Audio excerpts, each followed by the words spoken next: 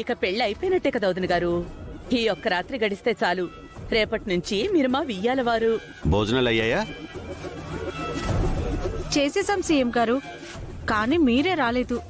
నాకు ఆకలిగా లేదమ్మా, నేను తర్వాత తింటాను.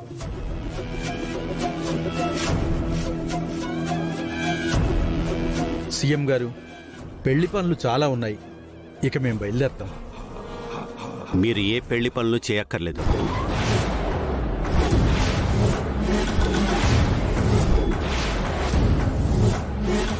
ఆల్రెడీ అన్నీ అరేంజ్ చేసేసాం. రేపు గుడిలో పెళ్లి.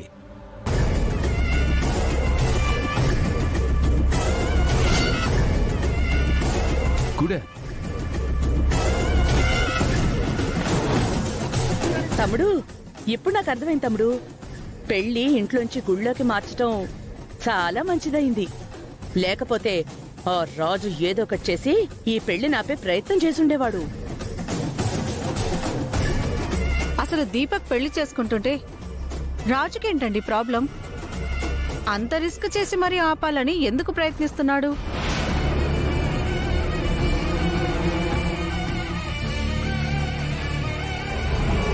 మంతారం బతికే ఉంది మావయ్య.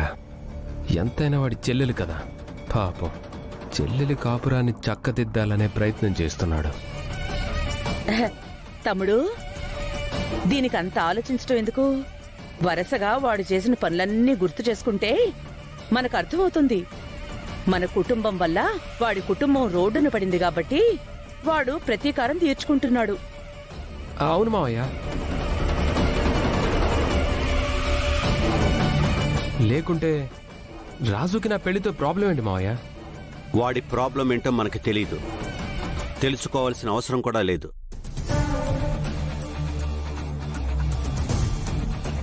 నిశ్చితార్థం ఆపడానికి వచ్చిన వాడు పెళ్లి ఆపడానికి కూడా వస్తాడనే పెళ్లి గుళ్ళో ప్లాన్ చేశాను.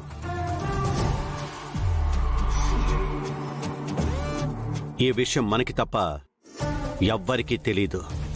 సో వాడు పెళ్లిని ఆపాలనుకున్నా పెళ్లి ఎక్కడ జరుగుతుందో తెలీదు కాబట్టి వాడి పెళ్లిని అడ్డుకోలేడు.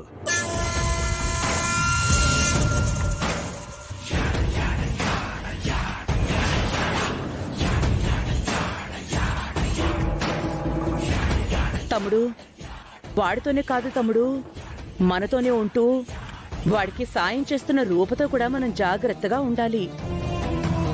మీరేం టెన్షన్ పడకండి అక్క. పెళ్లి ఎక్కడ జరుగుతుందనే విషయం రూపకు కూడా తెలియకూడదు.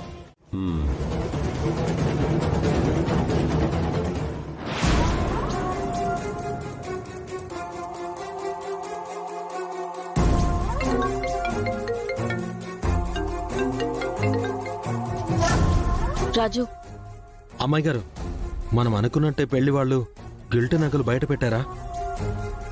పెద్దయ్య గారు పెళ్లి క్యాన్సిల్ చేశారా? చెప్పండి అమ్మాయి గారు. లేదు రాజు, అసలేం జరిగిందంటే అవి గిల్ట్ నగలో కాదో చెక్ చేయి. అవి ఒరిజినల్ నగలే బావగారు. గిల్ట్ నగలున్న ప్లేస్లో ఒరిజినల్ నగలు ఎలా ఉన్నాయని ఆలోచిస్తున్నావు కదా?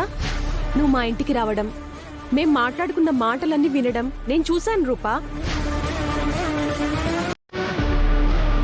ఇది జరిగింది రాజు. సరే, మీరేం డీలా పడిపోద్దు అమ్మాయి గారు. పెళ్లి ఎట్టి పరిస్థితుల్లో జరగదు, నన్ను నమ్మండి. సరేనా అమ్మాయి గారు? సరే రాజు. సరే, జాగ్రత్త. నువ్వు జాగ్రత్త.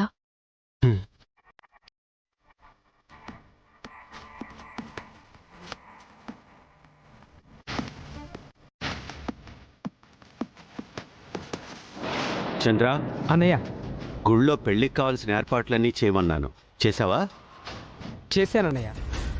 మండపం మాట్లాడాను, పంతులు గారిని కూడా మాట్లాడాను. జస్ట్ ముహూర్త సమయానికి మనం అక్కడ ఉంటే చాలన్నయ్య. Very good. అక్క,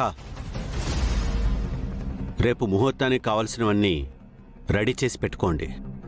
మన సైడ్ నుంచి ఎటువంటి పొరపాటు జరగకుండా చూసుకోండి. అలాగే తమ్ముడు. మీరు కూడా ముహూర్త సమయానికంటే ముందే కొండ మీద ఉన్న రామాలయానికి రండి. అలాగే సీఎం గారు. సరే మేము బయలుదేరుతాం. మంచిది. వస్తాం బాబు, వస్తాం ముద్రి గారు. పదండి తమ్ముడు, వీళ్ళని పంపించేసి వస్తాను. పదండి.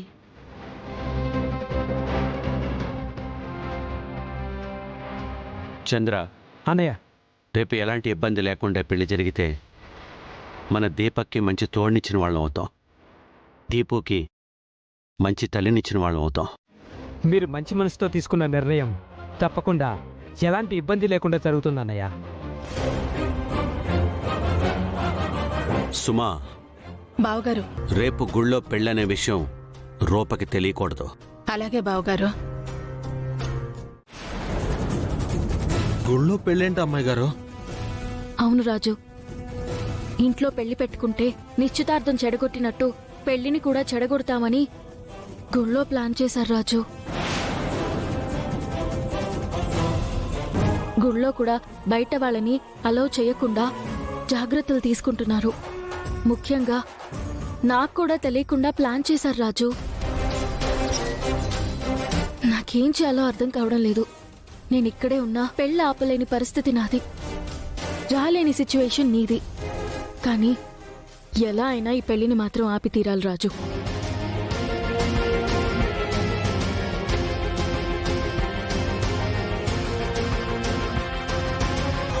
ఈ పెళ్లిని ఆపాలంటే మనకున్న ఒకే ఒక ఆప్షన్ మందారమే అమ్మాయి గారు.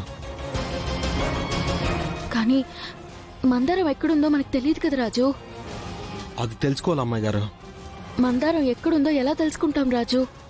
లాస్ట్ టైం ఫారెస్ట్ లో కనిపించి మాయమైపోయింది కదా అమ్మాయి గారు.